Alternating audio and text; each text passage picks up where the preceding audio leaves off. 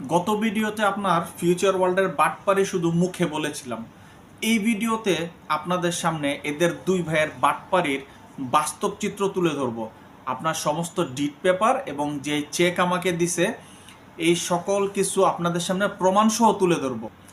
এই যে এই পাশে দেখতেছেন আপনার এই যে ডিট পেপারগুলা, তিনটা চারটা ডিট পেপার, তারপরে আপনার আছে এদের এই যে চেকের যে আপনার দেখাইতেছি, চেকও দেখাবো আপনার।